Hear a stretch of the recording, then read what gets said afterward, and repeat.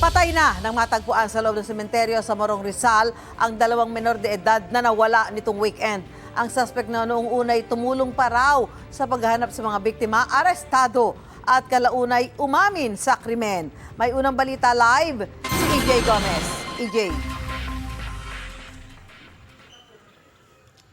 Susan, dalawang menor de edad nga ang nasawi matapos silang tadtarin ng saksak ng kakilala nilang 18 anyos na lalaki sa loob ng sementeryo dito sa Morong Rizal. Ang ugat ng krimen, galit at inggit ayon mismo sa naarestong sospek. Sa loob ng sementeryong ito, sa Barangay San Juan sa Morong Rizal, natagpuan ang dalawang menor de edad na dugo ang nakahandusay at wala ng buhay. Ang 12 anyos na lalaking biktima, tadtad na mga saksak sa kanyang dibdib at hita.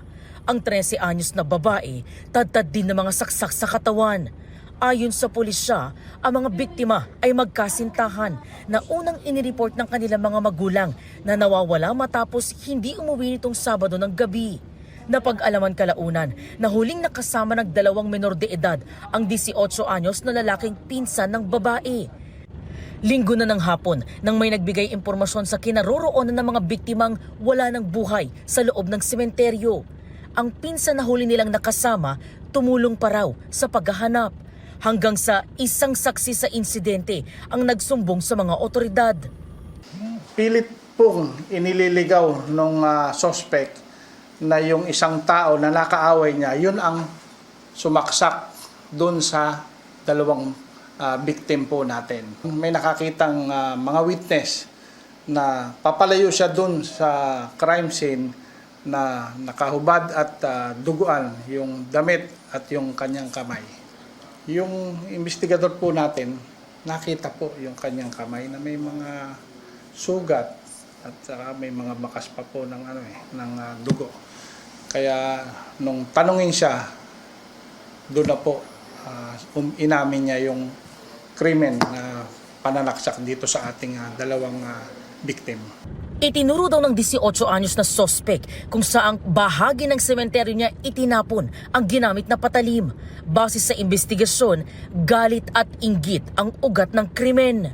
Nabasted siya, niyaya niya itong dalawang victim para madamayan siya nung nawala sa sarili at under the influence of liquor.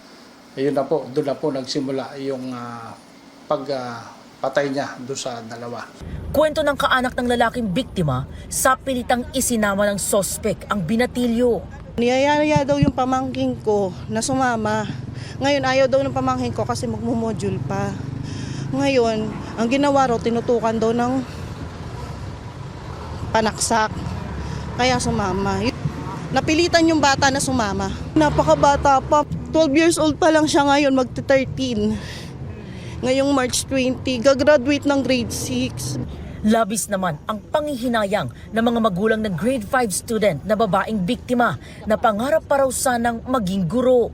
Babae pa po yun eh. Nag-aaral po namin, nagtutulungan po namin magkakapatid para mapagtapos.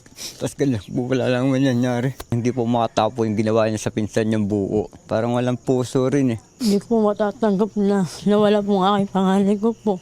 Dahil layo na po panganay ko lang po. Kasi bakit po naman wala po ang aking anak ko po. Sa follow-up operation, naaresto ng Morong Police ang sospek. Aminado siya sa krimen na kanya raw nagawa dahil sa inggit at pagkalasing. Yung galit ko po sa babae, sa nililigaw ko na dami pati po siya. Tita, tito, patawadin niyo ako sa nagawa ko. Kung anong parusa sa akin, tatanggapin ko kahit anong hatol do.